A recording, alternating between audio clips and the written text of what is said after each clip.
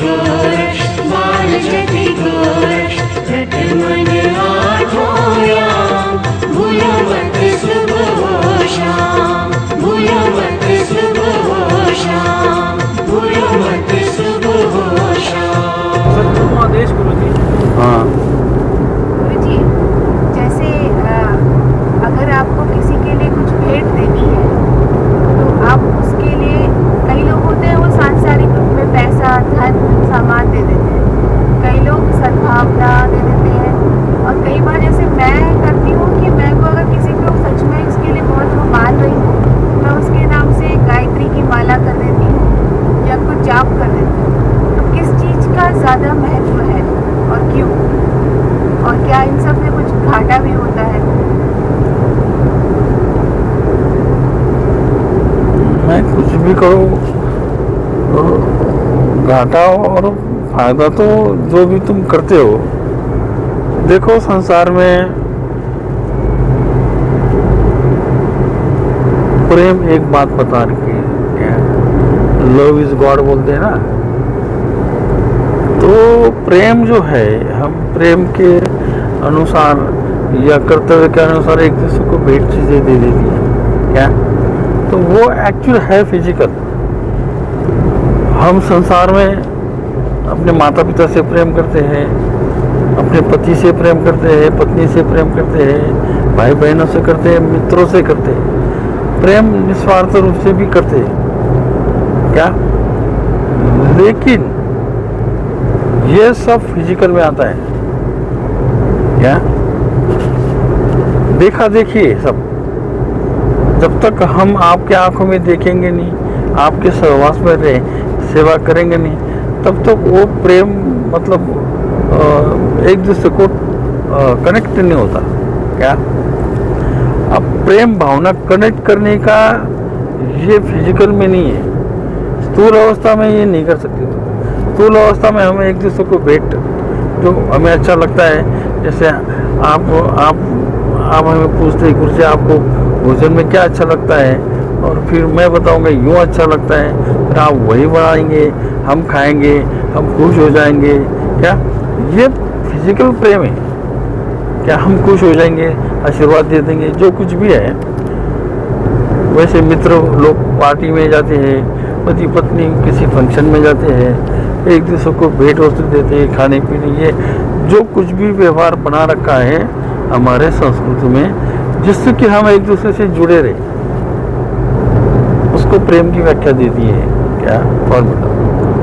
लेकिन अध्यात्म में अगर वाकई सूक्ष्मता से प्रेम का परीक्षण किया या प्रेम सिद्ध करना चाहते हैं, तो साधना में यही सिद्ध होता है कि हमारा प्रेम केवल हमारे अंतःकरण से होता है। उसको आत्मिक प्रेम बोला गया है। हमारा आत्मिक प्रेम दूसरे के आत्मिक प्रेम से कनेक्ट नहीं हो सकता। अभी ये पंडित लोग होते हैं, ये लोग किसी के नाम से कर्म करते हैं और उसका फल उनको मिल जाता है। इस प्रकार से जो होता है ना, वो सब फिजिकल में आता है क्या। आध्यात्मिक कर्म हो या फिजिकल कर्म हो, सांसारिक कर्म हो, वो तुम करोगे तुमको ही काम आएगा। आपके लिए मैं करूँगा वो बात गलत है क्या।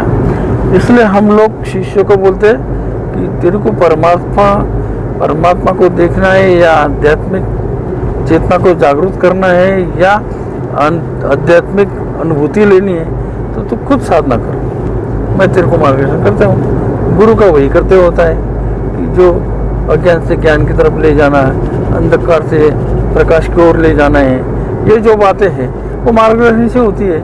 करना तो खुद को ही पड़ेगा क्या।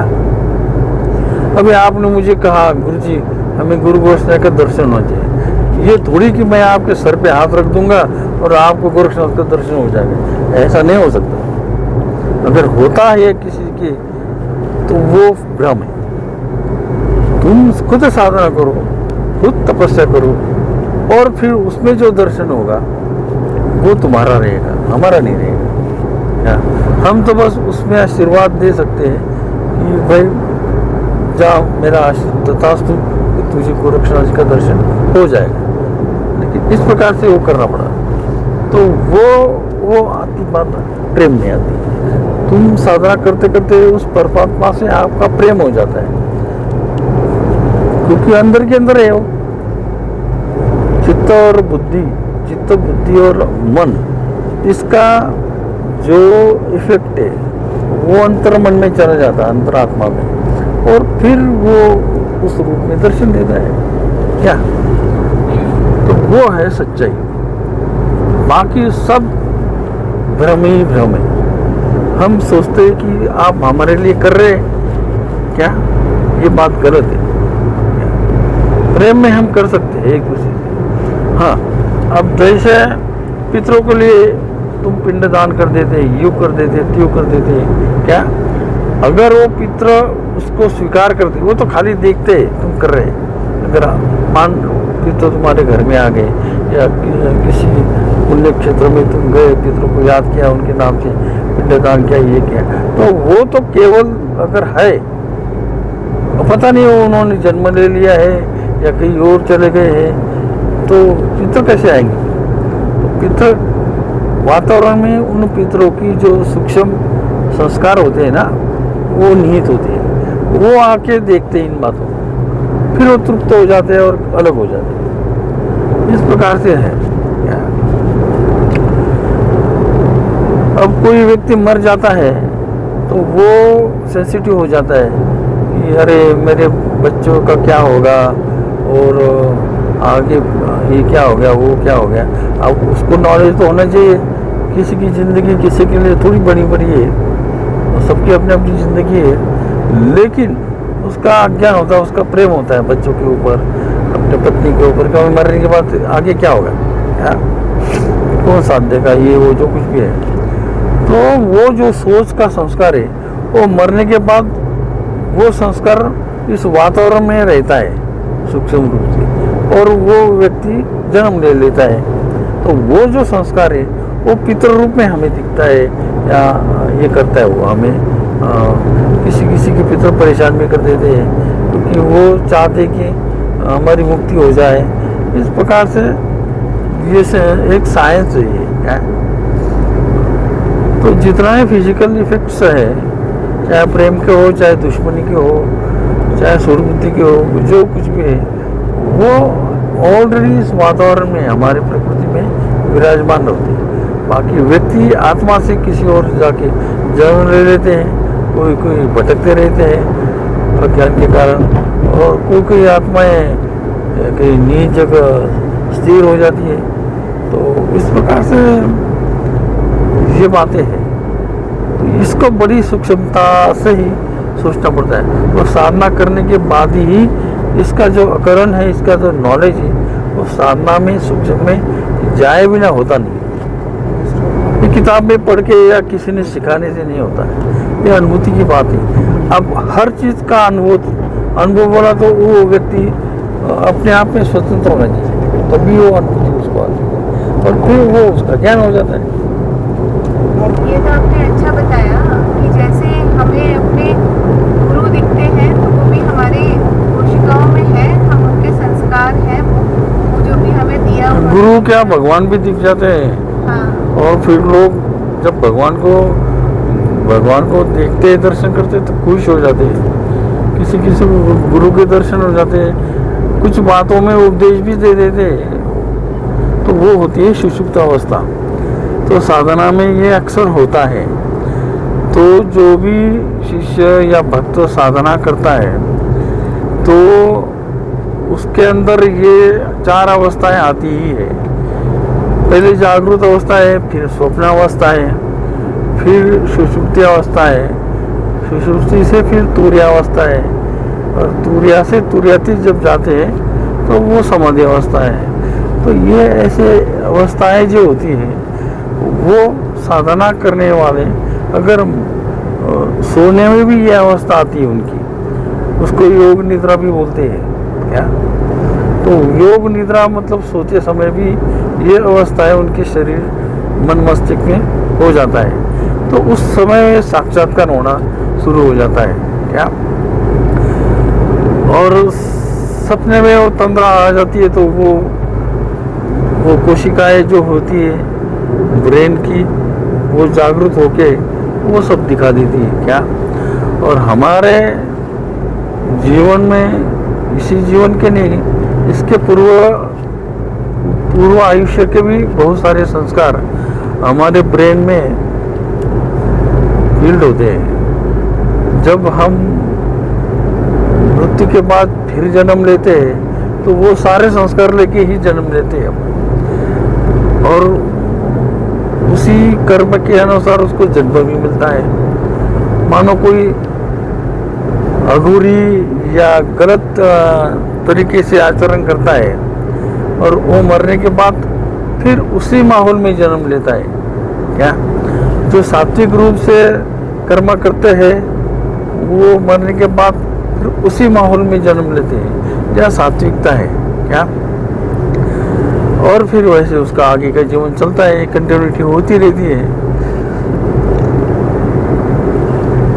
तो जन्म से लेके मृत्यु तक जो भी हम व्यवहार करते हैं क्या, जैसे माता पिता गुरु, बच्चे के माता पिता गुरु होते हैं, स्कूल कॉलेज में भी उनके गुरु होते हैं, फिर आध्यात्मिक गुरु भी होते हैं। और ये सब संस्कार होते होते होते हमारा वो ब्रेन में ये सारी चीज़ें, मतलब जो मायावी चीज़ें हैं वो भर जाती है।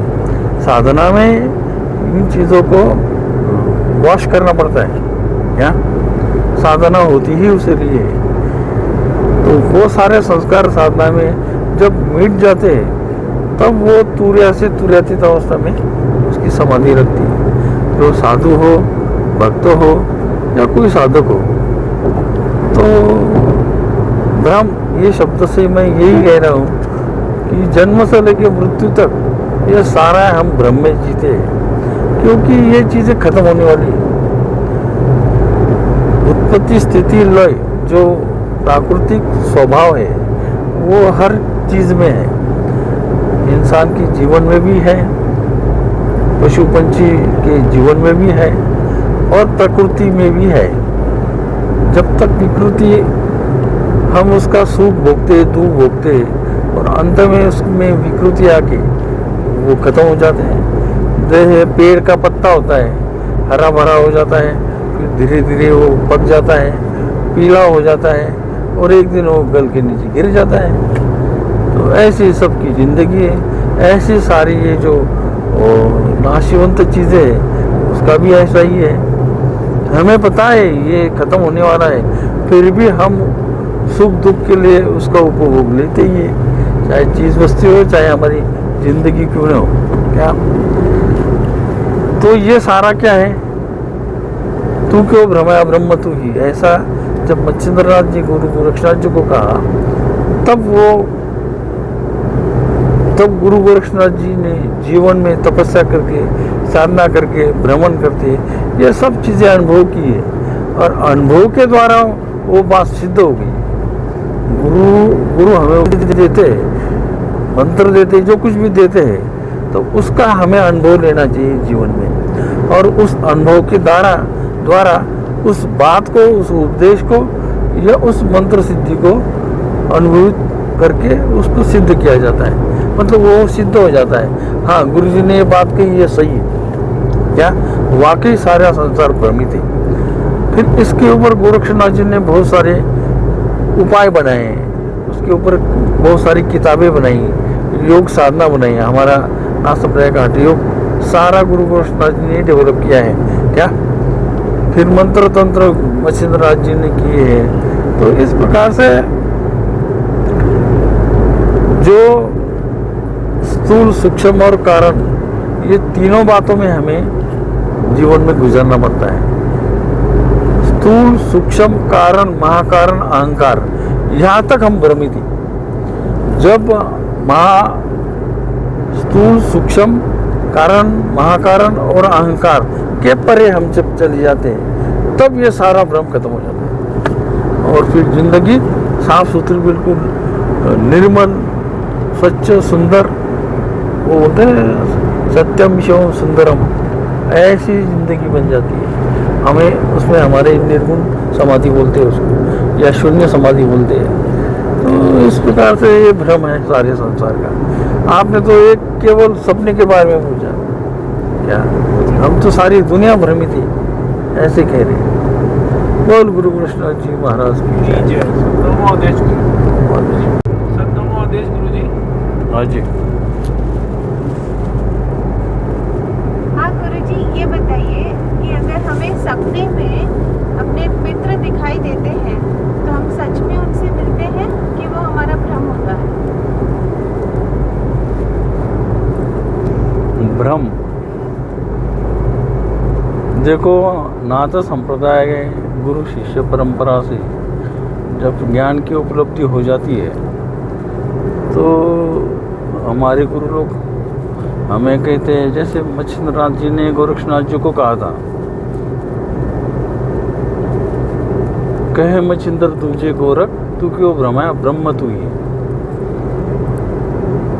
तो मच्छिंद्रनाथ ने गोरक्षनाथ को कहा था कि सारा संसार एक भ्रम है। क्या? जब तक तू खुद को ब्रह्म को पहचानेगा नहीं तब तक हम इस संसार में भ्रमित रहते हैं। जीते जी जिंदगी ही हमारे लिए सपना है। क्या? मृत्यु सोते समय जो सपने आते हैं वो भी एक भ्रम ही है। क्या? अब आप कहते, आपके पितर आपके सपनों में आते हैं। अब किसी पंडित को पूछोगे, किसी को पूछोगे तो कहेंगे आपको पितृदोष है। क्या? और पितृदोष का उपाय करो, फिर वही बात है। क्या? एक्चुअली साइंटिफिक ऐसा होता है कि हमारे जो पूर्वज होते हैं, हमारा जो ब्लड रिलेशन होता है उससे वो हमारे पर संस्कार हो जाते हैं। जब हम उनके साथ एक्टिविटीज़ करते हैं, क्या उनके सहयोग में, सहवास में कुछ बातें हम करते हैं तो उसके संस्कार हमारे ब्रेन में हो जाते हैं। क्या? जो कोई उपदेश करते हैं, कुछ बातें सिखाते हैं, जो कुछ भी है उसका जो है हमारे ब्रेन में जो अल्फा बीटा गामा जो रेज होते हैं, जिनकी जो कोशिकाएं होती है वो चार्ज हो जाती है। और ब्रेन में इतनी ही कोशिकाएं होती है, हजारों करोड़ों कोशिकाएं होती है, और वो इस प्रकार के चार्जिंग हो जाती है। और फिर कुछ जागृत अवस्था की होती है, कुछ सुप्त अवस्था में होती है। तो वो फिर जब हम सोते हैं तो सोते समय जब हमारा शरीर, मन और चित्त सुषुप्ति अवस्था में जाता है तो सपने आना शुरू हो जाता है। अब वो सपने बाहर से तो आते नहीं, अपने अंदर के ब्रेन के वो कोशिकाएं जागृत होकर वही दिखाती है। या कोई साउंड आ जाता है। अब जैसे कोई बच्चा हो, उसने कोई ऐसा दृश्य देखता है वो कि वो डर जाता है उसको, तो वो जो डर का संस्कार है वो उसके ब्रेन में हो जाता है। और वो सोने में भी बिचक के जाता है। अगर नॉर्मली सोता है वो तो उसको दिखता है तो वो फिर डर जाता है नॉर्मल अवस्था में भी।